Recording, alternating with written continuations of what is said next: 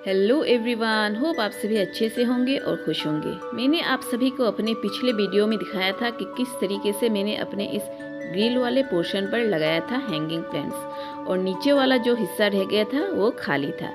तो इस जगह का यूज़ करने के लिए मैंने मंगवाया है एक छोटा सा शू रैक मीशो से। ये मुझे अंडर 350 पर मिल गया था। तो चलिए इसे मैं आप सभी को लगाकर दिखा देती हूँ। इसके दोनों साइड पर दो इस तरीके के प्लास्टिक के होल्डर्स दिए गए हैं। इन होल्डर्स पर हमें कुछ ही गैप में लगाने पड़ेंगे इन पाइप्स को। इन पाइप्स को आसानी से आप इस तरीके से बीचों बीच अगर इसके लगा देंगे तो ये आसानी से स्टक होकर लग जाते हैं।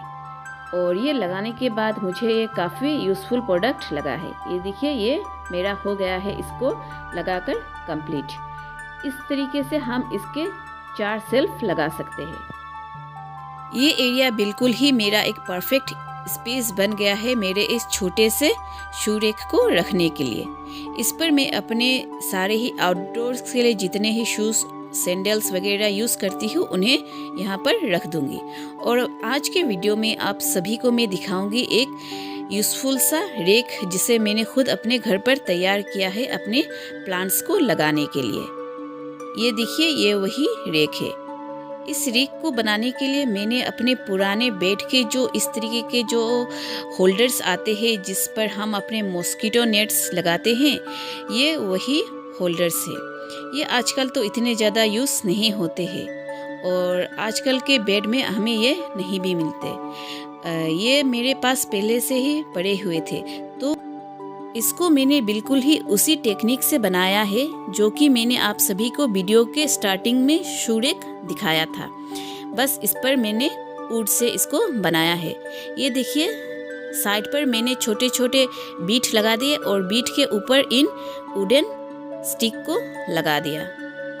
और अब मैं इस पर थोड़ा सा कलर ऐड कर रही हूँ। इस सेल्फ का मैं एक अलग सा वीडियो आप सभी को बनाकर दिखाऊंगी क्योंकि मुझे इसे कुछ और डेकोरेट भी करना था। इसके लिए मैं कुछ DIY बनाऊंगी और कुछ गार्डन डेकोर रिलेटेड आइटम्स। और फिलहाल मैं इसके ऊपर अभी रख रही हूँ ये मेरे छोटे छोटे से जो टब है। छोटे छोटे टब रखती हूँ मैं इस पर क्योंकि ये इतना ज़्यादा मजबूत नहीं है। अगर मैं इस पर बड़े वाले टब रखूँगी तो हो सकता है ये मेरा टूट जाए। तो बस मैं इन पर जितने भी मेरे कटिंग वगैरह मैं करती हूँ उनको इसी पर रख देती हूँ। ये छोटे छोटे साइज के जितने भी टब हैं इस पर आसानी से रखने के लिए मेरे काम भी आ जाते हैं। और यहाँ अगर रखती हूँ तो आसानी से इन प्लांट्स को धूप बारिश सभी मिल जाते हैं।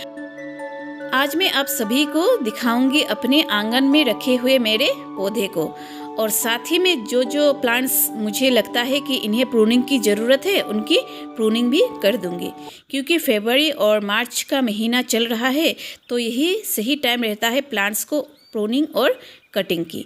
और ये देखिए, ये मेरा बोस्टन फर्न का प्लांट्स। ये रहा मेरा इरेजिन का पौधा। इसको मैंने 2 साल पहले लगाया था और इसके कटिंग से मैंने और भी कई सारे प्लांट्स बना दिए। और ये देखिए मेरा कोलियस का पौधा, ये कितना खूबसूरत एक बुके की तरह लग रहा है। इसको मैं महीने में 3-4 महीने के बाद इस तरीके से प्रूनिंग कर देती हूँ। इस तरीके से प्रूनिंग अगर हम कर देते हैं तो ये प्लांट और भी ज़्यादा बुशी हो जाता है। इसके भी मैंने कई सारे कटिंग्स लगाए हुए हैं और फरवरी और मार्च के महीने में अगर हम इसके कटिंग लगा देते हैं वो अगले साल तक और ज़्यादा बुशी होकर ग्रो भी हो जाते हैं। ये बहुत ही एक खूबसूरत पौधा है। इसके मेरे और भी कुछ वैरायटीज़ मेरे पास पड़े हुए हैं। ये देखिए, ये मेरा दूसरे टब पर भी ये कितनी खूबसूरती से ग्रो हुआ है। ये रहा मेरा कोलियस का एक और वैरायटी। लास्ट ईयर मैंने इसका एक छोटा सा ब्रांच लगाया था और उसी ब्रांच से ये देखिए ये कितना हरा भरा बुशी हो गया। इसको भी मैं जहाँ जहाँ ज़रूरत है वहाँ वहाँ थोड़ी थोड़ी प्रूनिंग कर दूँगी। और ये देखिए, ये दूसरा वैरायटीज़, ये एक बहुत ही खूबसूरत लीव्स है, बिल्कुल ही ग्रीनी। इस तरीके के अगर ग्रीन प्लांट्स आपके आंगन में सिर्फ आप लीफ ही लगा लेना, उसी से आपकी आंगन की खूबसूरती बहुत ज़्यादा ही बढ़ जाती है।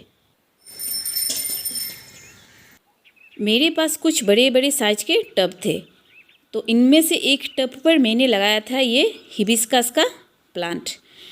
इसको मैं बीच बीच में कटिंग करती रहती हूँ। अगर हम कटिंग करते रहते हैं तो ये एक बिल्कुल बुशी बन जाएगा और ये ज़्यादा बड़ा भी नहीं होगा। तो मुझे अपने आंगन में इतना बड़ा पौधा तो नहीं चाहिए, तो इसकी मैं कटिंग करती रहती हूँ और इसी कटिंग पर ये कभी कभी फ्लावर्स खिल जाते हैं।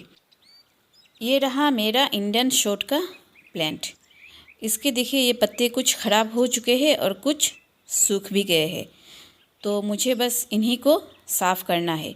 इन पत्तों को मैं काटकर एक कैरी बैग पर रख देती हूँ और बाद में जब मैं अपने प्लांट्स के लिए मिक्सचर बनाती हूँ तो इनको यूज़ कर देती हूँ। ये रहा मेरा एक और वैरायटी। ये भी तकरीबन मुझे लगाते हुए 3 साल जैसा हो चुका है और इसका ग्रोथ भी सही ही हो रहा है। कुछ ये जो जंगली पत्ते हैं इन्हें बस निकाल दूँगी। ये मेरा एकिलेफिया का प्लांट। इसको भी मैंने 2 साल पहले लगाया था। एक छोटा सा ब्रांच ही इसका लगाया था और अब ये देखिए कितना अच्छे से ग्रो हो रहा है और इसके जो पत्ते हैं बहुत ही खूबसूरत है। और ये जो आप प्लांट देख रहे हैं मेरा क्लीविया का, इसको भी 2 साल पहले ही मैंने ख़रीदा था और बीच में ये बिल्कुल ही ख़राब हो चुका था। इसका जो नीचे का जो आलू था ना, वो ही मैंने रख दिया था इस टब पर। फिर मैंने सोचा अगर ये हो जाएंगे तो इसी पर हो जाए, और ये बहुत ही खूबसूरत सी इससे अब बड़े भी हो रहे हैं।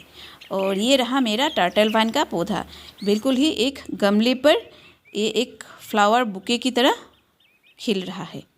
ये देखिए मेरा वंडर जूई का प्लांट। इसके बीच में मैंने रख दिया है ये सूखा हुआ डाल। इस सूखे हुए डाल को अगर मैंने लगाया है यही सोचकर कि इसके ऊपर ये आसानी से चढ़ जाएंगे। And presenting you my most beautiful plant मेरे कलौंजी का। ये देखिए इस पर कितने भर भर कर फूल खिले हैं। इसने तो मेरे आंगन पर 4 चांद लगा दिया है। और इस टब के बीच में से निकल रहा है मेरा ये वाइट लिली का पौधा। फ़िलहाल इन टब पर अभी फूल नहीं खिले हैं। और ये रहा एक और एलोवेरा का प्लांट। और ये देखिए सबसे ग्रीनी और बुशी प्लांट मेरा एओडिया प्लांट। ये बहुत ज़्यादा ही ग्रीनी है। चलिए आज इनकी मैं सफाई भी कर देती हूँ। काफ़ी दिन हो चुके थे, मेरा ये जगह पूरी तरीके से गंदा हो रहा था और अभी फ़िलहाल बारिश भी रुकी हुई है, तो फटाफट मैं झाड़ू लगा देती हूँ और जितने ही ड्राई प्लांट्स पत्ते होते हैं इनके, उन्हें मैं रख देती हूँ ताकि इनका मैं फिर से रीयूज़ कर सकूँ जब मैं अपने प्लांट्स के लिए पोटिंग मिक्सचर बनाती हूँ। और यहाँ का काम करके मैं जाऊँगी अंदर जाके जिस प्लांट पर मुझे कटिंग करनी होगी मैं उसकी कटिंग कर दूँगी और फिर मैं आज बनाऊँगी एक बहुत ही खूबसूरत चीज़ जो कि है मेरा एक ब्यूटीफुल ट्रे गार्डन। मेरे पास ज़्यादातर ग्रीन लीव्स के ही सभी कलेक्शन है। अभी तक मैंने फूलों के पौधे नहीं लगाए हैं। देखती हूँ अगर आगे चल के मेरा मन किया तो मैं कुछ फूलों की पौधे भी लगाऊंगी। तो ये देख लीजिए ये मेरा हो गया है इन्हें अपनी जगह पर लगाना कंप्लीट। और फिर मैं चलूँगी इंडोर जाकर मुझे जो जो कटिंग करना है उसे करूँगी। अब मैं आ गई हूँ इंडोर। यहाँ मुझे बस इस स्पाइडर प्लांट के पत्तों जो कि पीले पड़ चुके थे उसी पार्ट को मैं काट कर फेंक देती हूँ। और चलिए अब मैं बनाती हूँ अपना ट्रे गार्डन, जिसके लिए मैंने ले लिया है ये छोटा सा एक ट्रे। ये थोड़ा सा डीप था, तो मैं जो बनाना चाहती थी इसके लिए इसका ये जो डीप था वो परफेक्ट हो रहा था।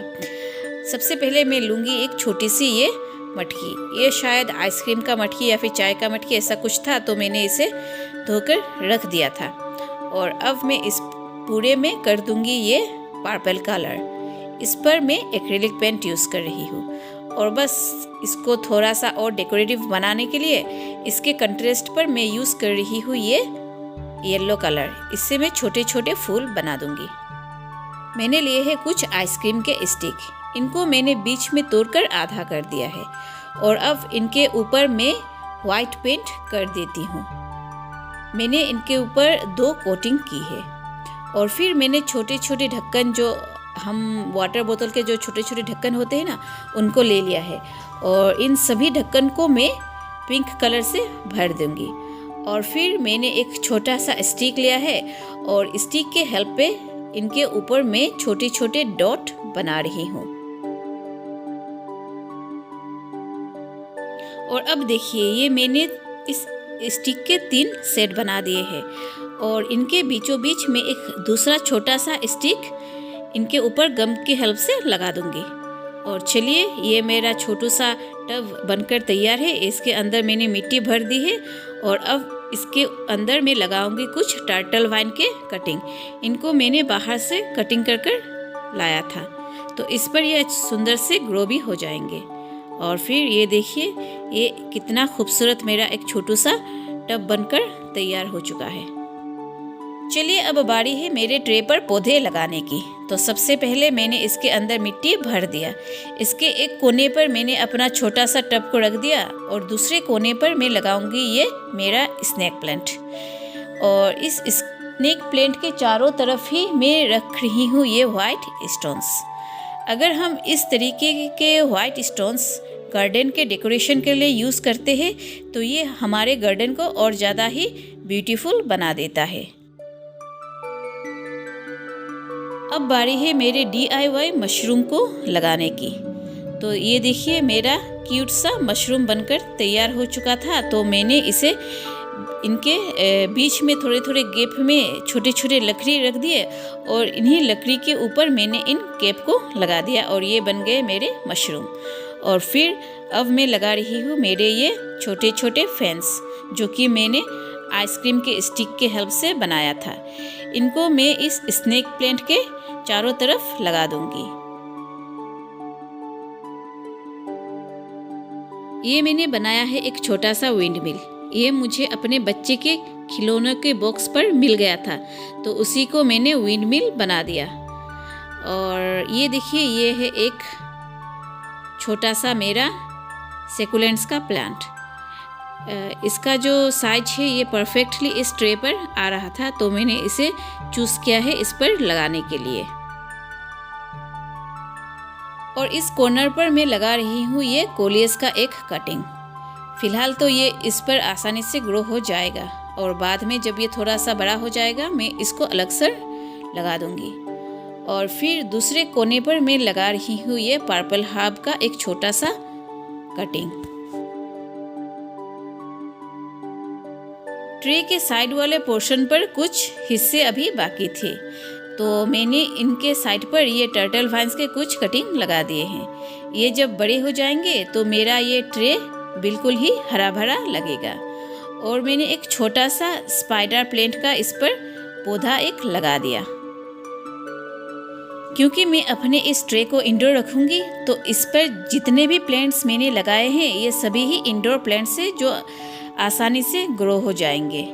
तो चलिए, आप सभी को मैं इसका कंप्लीट लुक दिखा देती हूँ। आई होप आप सभी को मेरा ये खूबसूरत सा ट्रे गार्डन पसंद आया हो।